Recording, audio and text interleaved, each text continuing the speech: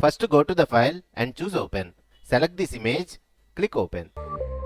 Press Ctrl J to duplicate the layer. Now open filter, stylize and choose find edges. Go to the adjustment layer options and choose black and white adjustment layer. Then go to the adjustment layer options again. This time choose levels adjustment layer. Adjust these input levels like this.